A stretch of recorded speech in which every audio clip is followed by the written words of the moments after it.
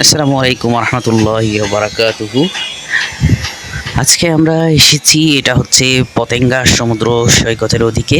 তো একটা জেলে চাচার সাথে আমার দেখা হয়ে গেল হঠাৎ করে।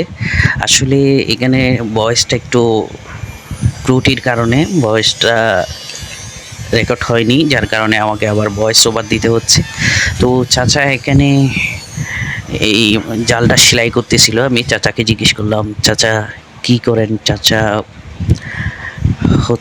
চাচা বলল এখানে উনি মাছ ধরতে গিয়েছিল, কিন্তু জালটা ছিঁড়ার কারণে উনি মাছ ধরতে পারে নাই।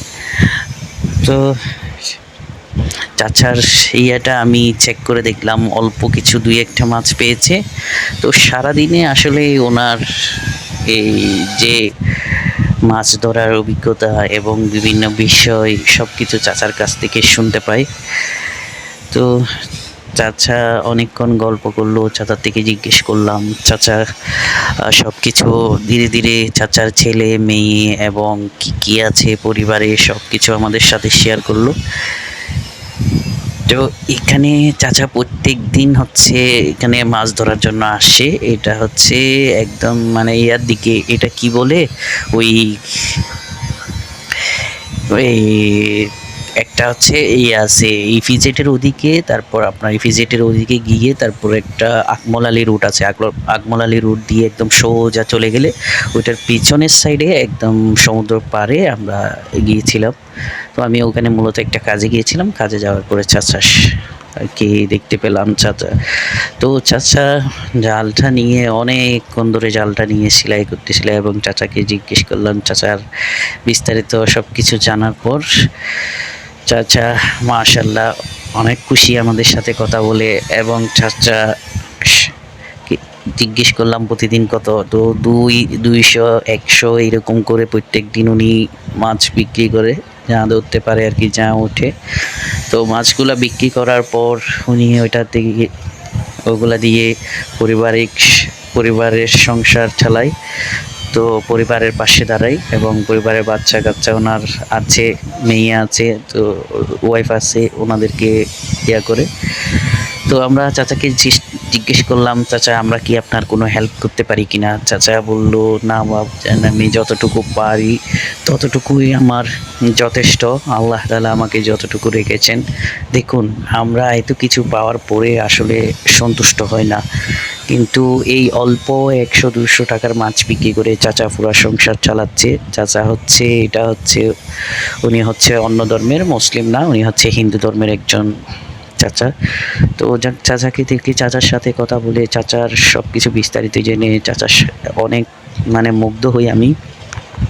তো চাচাকে অনেক চেষ্টা করলাম, বললাম চাচা আমরা কি আপনাকে কোনো হেল্প করতে পারি? চাচা বলল, আসলে না বাবা, আমার কোনো হেল্পের প্রয়োজন নাই, আমি যতটুকু ইনকাম করি ততটুকু দিয়ে আলহামদুলিল্লাহ সংসার চলে যাই।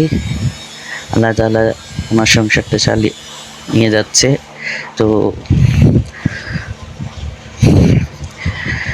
ইনশাল্লাহ আপনারা যে যেখানেই আছেন না কেন, এটা থেকে আমার একটা মেসেজ হচ্ছে, তো যে যতটুকু আল্লাহ তাআলা আপনাকে দিয়েছে ততটুকুতে সন্তুষ্ট থাকবেন।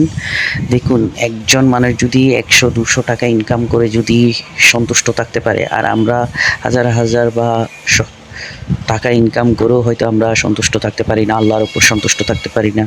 তো অবশ্যই চেষ্টা করবেন যে যতটুকু আছেন, যেমন আছেন, সন্তুষ্ট থাকার জন্য আল্লাহর প্রতি শুকরিয়া আদায় করবেন। ইনশাআল্লাহ আল্লাহ তাআলা আপনার জীবনে বারাকা দান করবে ইনশাআল্লাহ। তো চাচার সাথে আমরা আরও অনেকক্ষণ প্রচুর গল্প করেছিলাম। তো চাচাকে আসার সময় আমি চেষ্টা করেছিলাম চাচাকে কিছু দেওয়ার জন্য, কিন্তু চাচা নিল না, চাচা বলল না। তো আমি আপনাদের সাথে কথা বলে আমার ভালো লাগছে। আপনারা আমাকে সময় দিয়েছেন, এটার জন্য শুক্রিয়া। তো অবশ্যই আসবেন। চাচা আমাদেরকে বলতো এখানে আসবেন, আসলে অবশ্যই আমাকে এখানে পাবেন, আমার সাথে দেখা করবেন।